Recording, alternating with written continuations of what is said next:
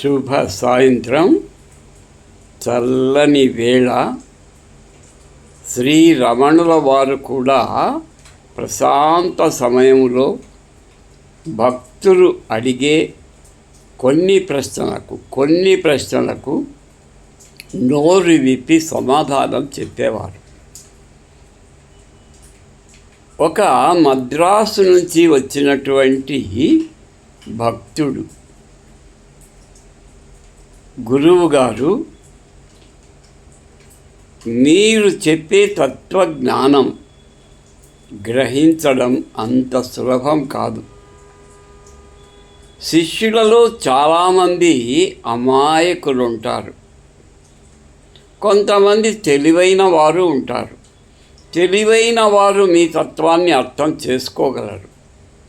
మరి అమాయకులు మీ తత్వం అర్థం చేసుకోలేనప్పుడు ఎలా అని అడిగాడు.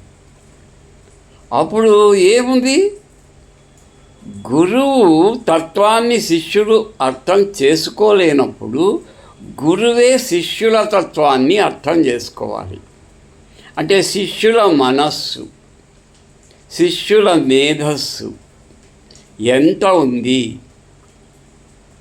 వాళ్ళ పరిజ్ఞానాన్ని బట్టి తనను అనుసరించలేనప్పుడు తానే శిష్యులను అనుసరించి వాళ్ళ దారిలో కొంత దూరం వాళ్ళ వెంట నడిచి నిదానంగా, ఓపికగా, మంచి మాటలతో సులభమైనటువంటి సమాధానాలు చెబుతూ వాళ్ళలో ఉన్నటువంటి అనుమాన నివృత్తి చేస్తూ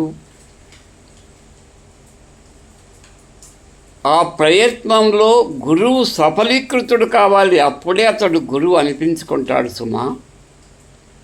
ఇప్పుడు ఒక వ్యక్తి కారులో వేగంగా వెళ్తుంటాడు.